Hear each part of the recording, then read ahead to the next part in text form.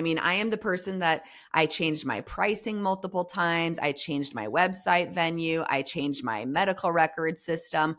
A lot of it changed because I didn't know everything that I needed to know up front, and that's okay. Hello, hello, hello, everybody, and welcome back to the Profitable Private Practice Podcast, where my name is 𝐏𝐫𝐢𝐧, and I come on here and I interview doctors who are thriving where the common narrative is that private practice is dead. And today I have with me Dr. Monica Minjeur. Hi.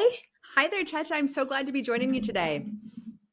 Me too. So why don't you go ahead and give us a 60-second introduction of yourself? Yeah, so I am Dr. Monica Minjeur, and I am a restorative reproductive medicine physician, and my practice is in Cedar Rapids, Iowa. I do telehealth to multiple different states across the country as well.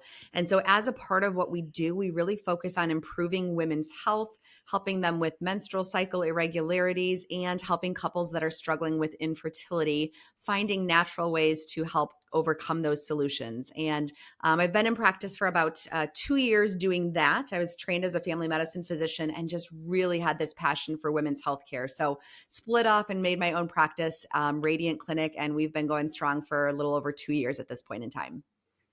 That's amazing. Okay, and so before you came on, I was doing a little bit of digging about you, trying to find some fun facts and whatnot. So I saw this, and it says that you grew up on a family farm in Iowa. I did. Yes? I did. Yeah. How And was that? it was amazing. And it's funny. I credit a lot of what I do now to growing up on that farm, especially things like hard work and ingenuity and teamwork and working together. So much so that I joke with my husband, we live in town now. And I'm like, I really think our kids need to go back and have farm life experience. Like, it was just such a great way to grow up and really Mhm. learn a lot about what that was and that hard work ethic that my parents helped to instill in all of us.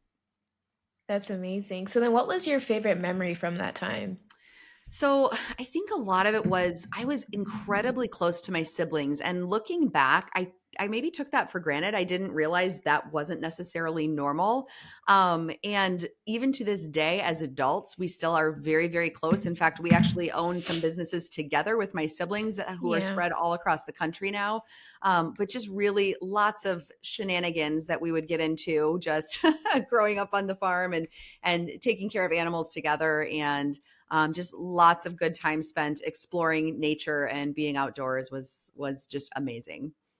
Yeah, I think that family thing of just being together I think it gets really valuable the older you get. When I Yes. was younger and I was around my siblings, I didn't care too much. Like now, I care a bit more, but I'm Yes. pretty sure like once I get older, I'll be like, I want to be with my siblings. Yes. Just as of right now, that's not happening, but it's Yeah. okay. All right. You'll get there. It's all good. Yes, yeah. All right, so could you tell me about the moment when you first entertained the thought of becoming an entrepreneur? So it actually started for me in moments of frustration, actually, with my employed practice. So I had been employed by a healthcare system for 10 years as a family medicine doctor.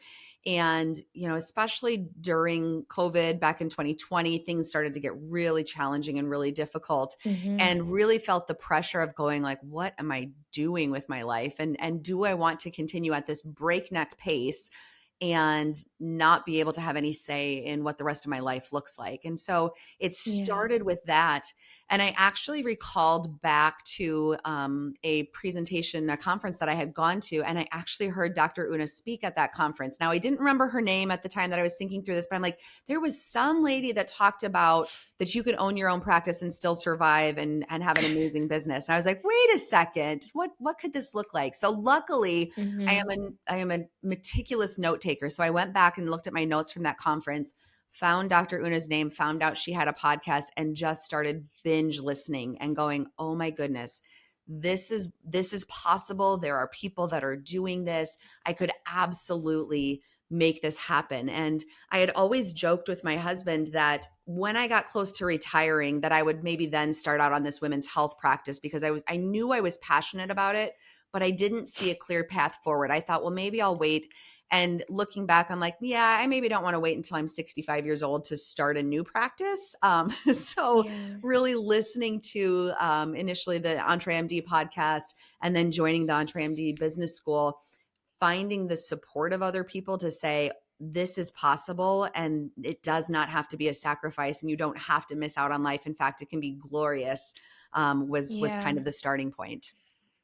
That's amazing. And so could you walk us through, what needed to happen between that moment that you entertained that thought and then when you launched your private practice? Yeah. So, obviously one of the tough things with leaving a particular job as a physician and going to do something else, anything else, is always this fear of the unknown, right? So what happens Mm, if this doesn't work out? Or like, it's not like I have a fast food industry job where I can just quit today and go back tomorrow, right? Like it's a yeah. big decision. And so really Mhm. what I did is I spent probably a good 3 or 4 months talking through, what does a business plan look like? What is marketing strategy? How can I make sure that I'm generating interest in this business such that when I did open on day one, that I knew that it was going to be successful? And so one of the best things that I did was I actually joined the entremd business school before I left my practice.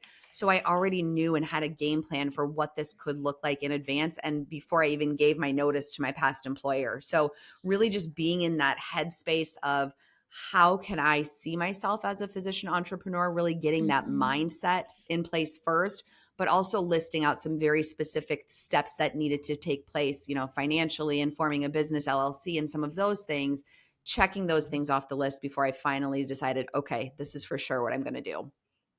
That's good. So what were the different things that you did in order to like fully come into that mindset that, this is something that you can do? Yeah. So I think a lot of it was just surrounding myself with other people that had already been there, done that, and really seeing and learning from them. And everybody that I talked to that's in the business school was incredibly helpful and willing to give of their time and energy and what they have learned already in order to help set me up on the right track. And so really just surrounding myself with that positivity that, like, yes, this can happen, this will happen, and there it is inevitable that this can succeed. So that was a really big step. The other was just starting to imagine myself as an entrepreneur and really see, what is that preferred future? What does that look like? And writing about it and talking about it and drawing out pictures and vision casting to my husband about, this is what this picture of life could be. And the more we kept Yeah. talking about it, the more I'm like, there is no other way forward. Like, I cannot unsee this now. Like, this must happen. Even if Yeah. I end up doing something completely different, I cannot stay in my current situation any longer. Mhm. That's really amazing. And then so if I'm correct, you're cash based, right? Yes. Correct. Okay, so then in a time where private practice is dead and you're a cash-based practice, and from what I know, yours was profitable from year one. So what Yes. happened with that? Like inquiring minds want to know, how did you make that happen? Yeah. So I think the biggest thing was focusing on the right things. So for example, there were big things that need to happen when you start a practice, right? Like, ideally you need to have a website so people can find you. You need to have a medical record system. You need to have all these other things in place. And one of the big things that I think helped me to succeed was that I was okay with just taking action and making decisions, even if they were the wrong ones, even if it was messy. And because I knew it was more important to just start getting people in the door rather than making sure it was perfect from the start. So that was the first piece of it. And then the second piece of it was realizing, with my time, I was not going to be the person that actually developed the website, because I have a better use of my time, Mhm. and that is getting more patients in the door.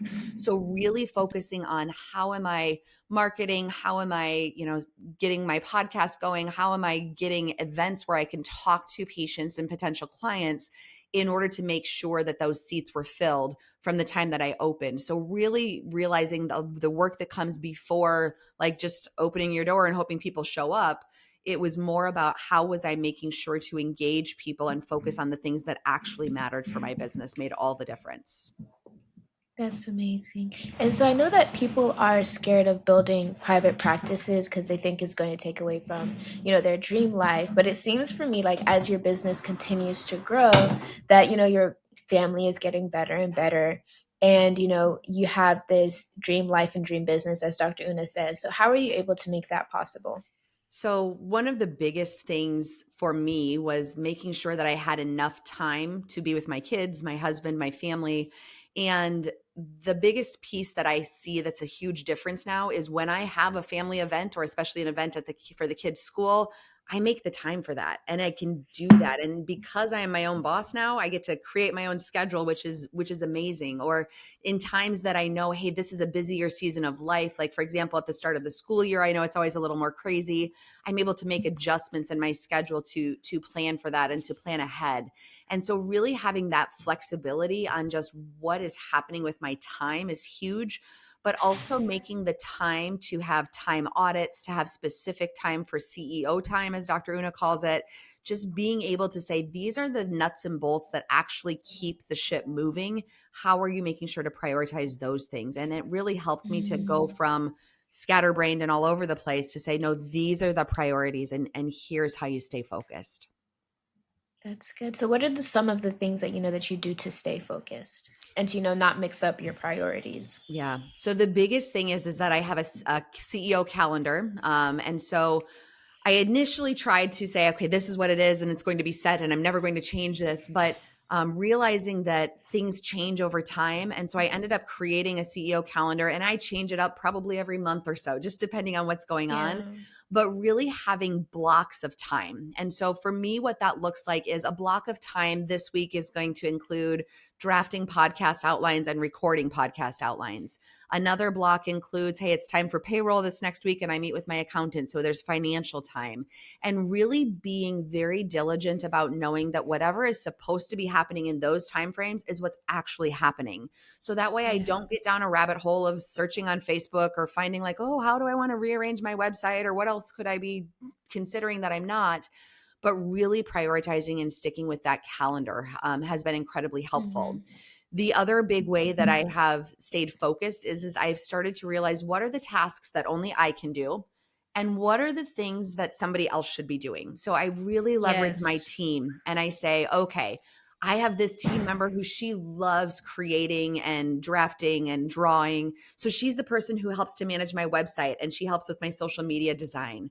I have another team member who loves, loves, loves talking to patients. And so anytime there's a patient that needs a little bit of extra TLC, that's the person who I task that to. And so really helping to see it doesn't all have to be all on me is incredibly liberating, but it also helps to be able to let those team members use their own skills to the best of their advantage and to the advantage of myself as well. Yeah, that's amazing. And so I know you mentioned a little bit about, EBS, and how many years have you been in EBS? So I've been in 3.5 years. So like I mentioned, I Three and a started half. I started about 6 months before I even opened my private practice, and we're about 2.5 years into my practice now. So That's amazing. And I know I've attended, a lot of the sessions, and I hear a lot of the doctors say, EBS is an alternate reality where, we learn that we're not one trick ponies and da da da. I heard that one trick pony and I was like, then there was the one time everyone was like, we're unicorns. And I was yes. like, oh, okay, I'm just going to sit back and I'm just going to learn what this actually means. So Yes. could you help someone, who's listening understand what it's like to be an EBS? Yeah. And I love what you say. It's an alternate reality. I mean, that really is true. And I think part of what that looks like is nobody in the business school is coming in and saying this is failing and it's falling apart and the medical system is garbage. There are definitely struggles and we talk through those struggles, but like Dr. Una always says, you win or you learn. There is no losing, right? Like there's always a Yeah. lesson to be had. But really what we're seeing in the business school is there are people that are having practices that should not exist by standard definitions. Whether that's, Hmm. a surgeon who is in a cash-based practice who is thriving and doing amazing, or somebody who's an intrapreneur who's able to negotiate like a boss and say, I want an extra day off, plus I want a salary bump. Like things that Yep. you don't hear about anywhere else in what we call real life are absolutely happening daily in the EBS business school. And so much of it is, again, surrounding yourself with these people that are so positive and really the movers and shakers that are making things happen that we normally wouldn't be seeing. I'm just gonna divert a little bit. What was your experience like at your first live event? Like, you came on calls and you see everybody and then bam, you see everybody in person. How was that, like feeling for you, the community like for you? I think it was kind of like putting on different colored glasses and being like, "Oh my goodness, this is actually real." Like I was like, "Okay, everybody's on the Zoom and maybe Dr. Una's just like paying everybody to say all this stuff." And then like you come in person and you're like, "Oh my goodness, these people are truly larger than life." And Yeah. from that first moment, like when everybody is, alive and in 3D and you're giving everybody hugs, you're like, this person actually does care about who I am and wants to know more about me and wants to help out and really wants to share their story so that it can be better for all of us. And so it's this huge feeling of like, oh my goodness, this is actually real. I think that was the first time for me that it finally clicked, that I was like, holy buckets, this place is real and it does exist, and it is this alternate reality, but in real life. But in real life, that's amazing. And so for everyone who is watching, Dr. Una has something for everybody. You may take a look at EBS and you're like, oh, well, this doesn't seem like it's for me. You don't know that yet, right? And then we also have, PPPM, which is specifically for private practices and helping you to elevate your private practice. So I want to invite you to book a call. You can go to entremd.com/success and you'll, book a call. You'll get on the call with a member from the team and they'll help you figure out what is best for you, what your next best step should be. So that's entremd.com/success so that you can book your call today. And so my next question for you, Dr. Monica, is how has owning a private practice affected your personal life? I know we talked about it a little bit, but could you expand on it? Yeah. So just building my own brand that is recognized in my community has been unreal. So I am very, very, very shy, introverted introvert. I know Dr. Una says that about herself as well, but I'm like, oh, you are speaking my language.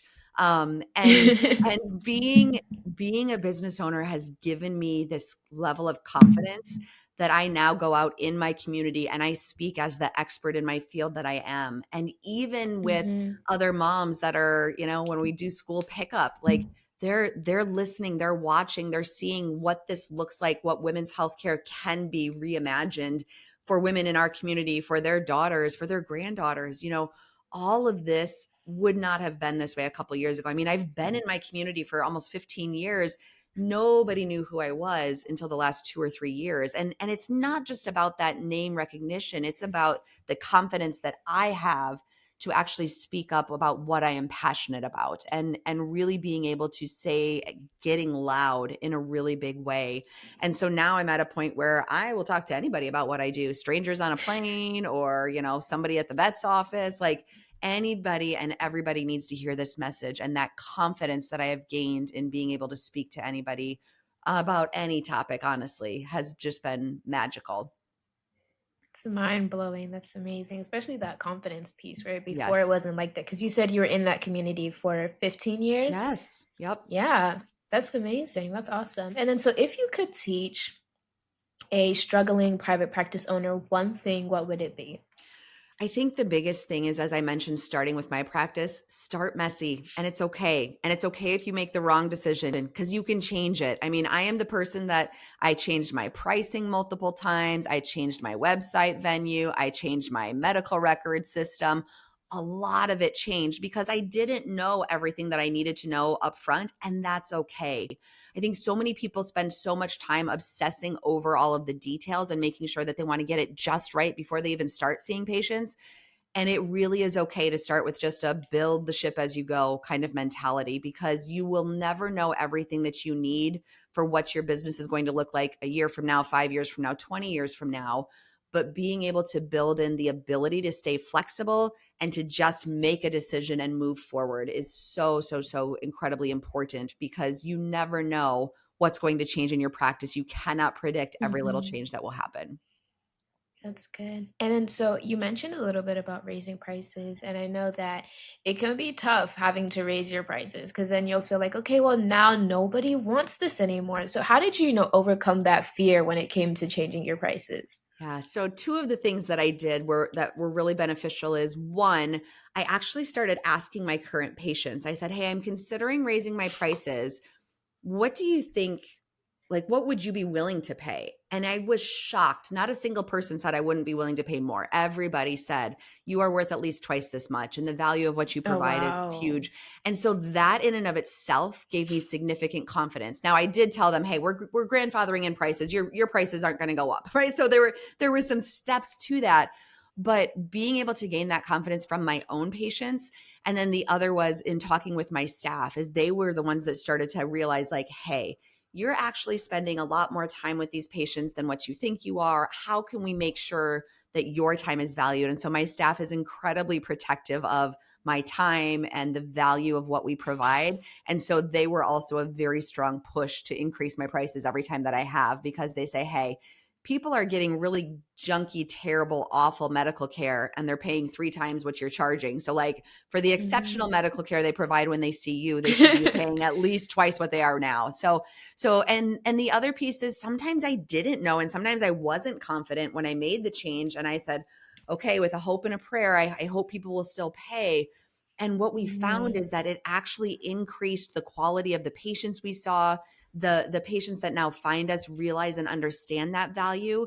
And actually the patients themselves are much more willing to do everything that we ask them to do, because they are paying that higher price point. And they're saying, hey, if I'm going to pay this much, you bet your bottom dollar I'm going to be doing everything I can that you recommend. And so it has created bigger wins for our patients as well. So, and I didn't know that ahead of time. That was just a leap of faith. Like, okay, I think this will work. So let's make it happen. Yeah, that's good, and you definitely have a rock star team. They're I like, do. I "Dr. do. Monica, you need to do this." That's Yes. good, that's amazing. They tell me, they say, So stay then away from the money. Like, we'll just keep telling you when it's time. I'm like, okay, great. I'll just keep doing my thing. It's good. that's really good. And then so how can people find and follow you? Yeah, so we have pretty big presence on social media, so Facebook and Instagram, and again, we're under Radiant Clinic. And then I also have the Cycle Wisdom podcast, so where I talk all about the work that I do. We also offer free discovery calls for patients that want to work with us, and so that's a really great model that I learned in the entremd Business School, is offering patients the ability to have a phone call ahead of time. And so those can be Mhm. scheduled from our website, which is radiantclinic.com. That's good. And so she talked about her discovery call, and here's my discovery call. entremd.com/success so that we can figure out what your next best step is. And so to all of the people who are watching, this is something that I like to say. Please do not allow this podcast to be your best kept secret. Please share this with someone in your world, a private practice doc that is in your world, or you're a patient and you're listening to this and you have a doctor that you love, then go ahead and share this podcast with them. I promise that it will be absolutely life changing. And so, Dr. Monica, I just want to say thank you. Thank you. Thank you so much for allowing me to interview you. This has been absolutely amazing. Thank you, Chetta, for the time. This was fun. Yes. And as everyone who's watching, we'll see you next time.